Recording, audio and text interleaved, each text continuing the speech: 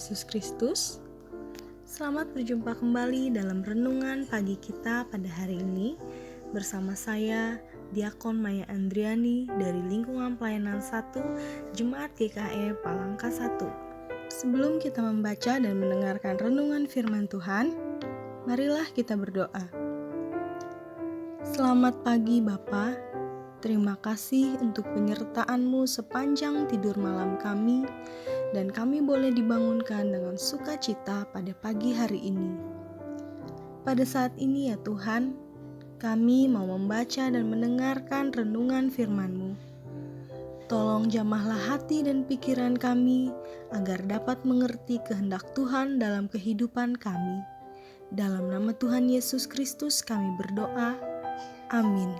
Pembacaan Alkitab untuk kita pada hari ini terambil dari Kejadian 37 ayat yang ke-12 sampai 36 dengan perikop Yusuf dijual ke tanah Mesir. Pada suatu kali pergilah saudara-saudaranya menggembalakan kambing domba ayahnya dekat Sikem.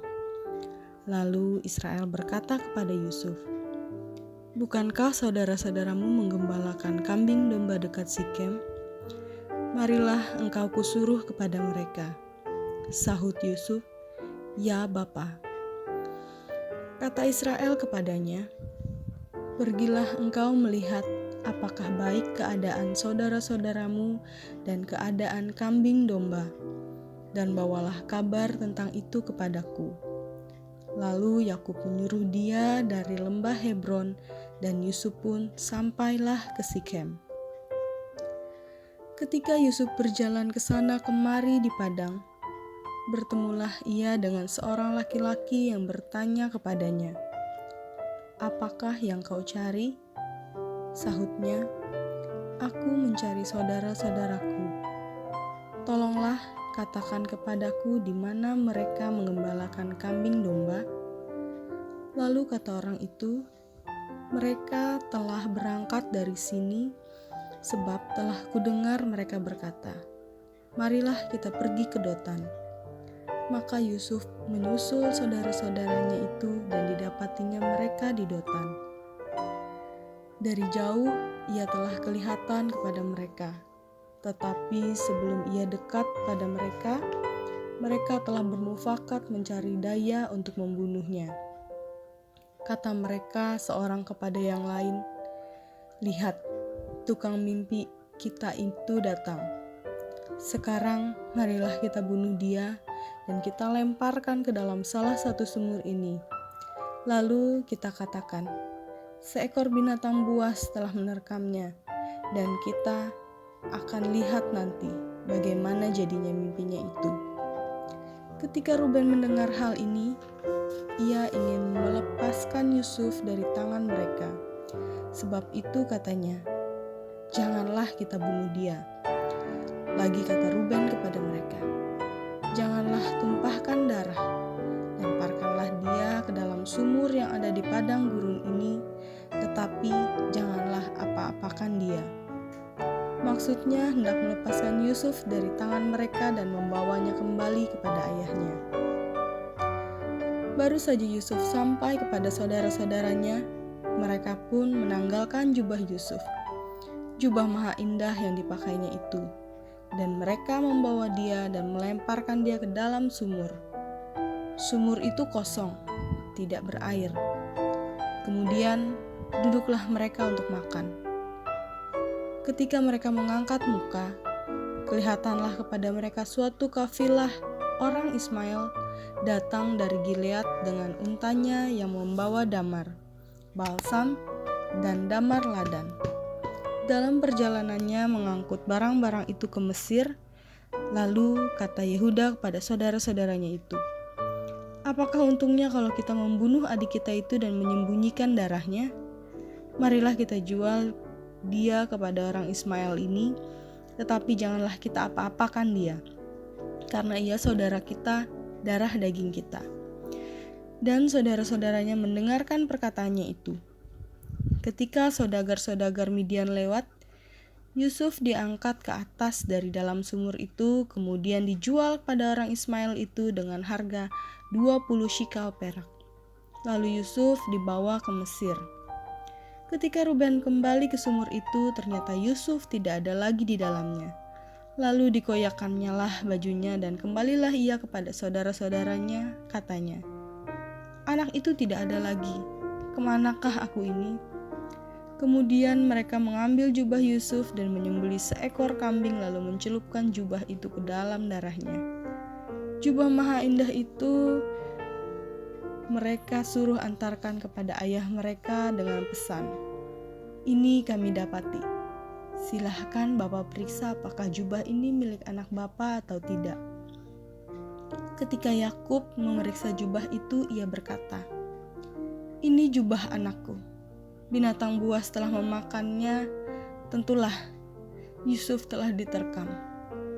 Dan Yakub mengoyakkan jubahnya, lalu mengenakan kain kabung pada pinggangnya dan berkabunglah ia berhari-hari lamanya karena anaknya itu.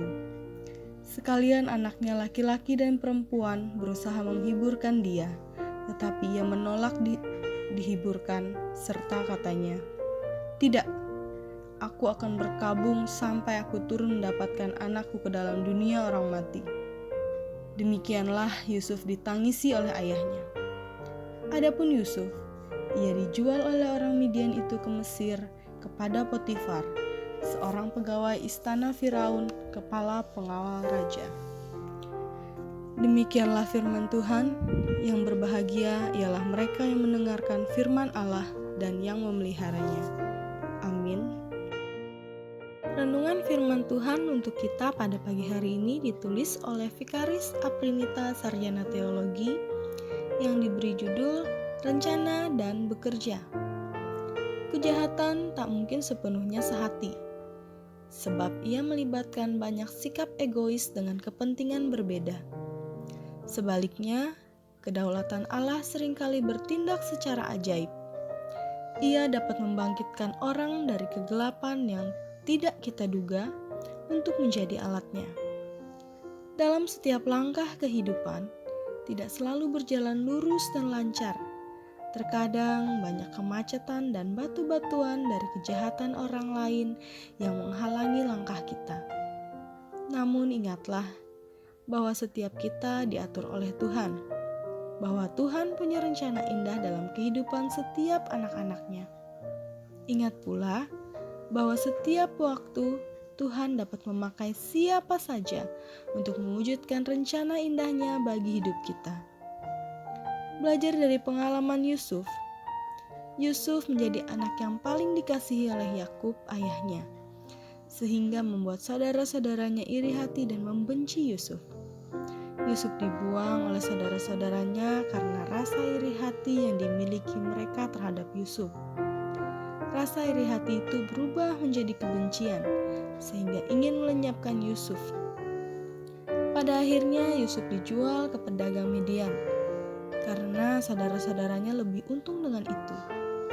Mereka tidak melakukan dosa pembunuhan, dan mereka mendapat uang hasil penjualan Yusuf.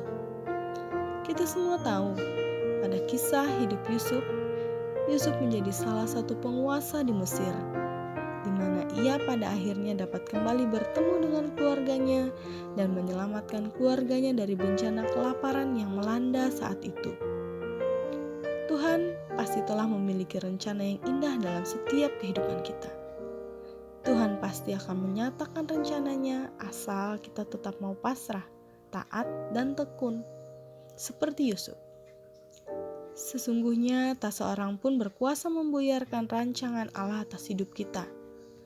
Maka tak perlu takut bila Anda berada dalam tekanan orang yang berusaha menghambat Anda.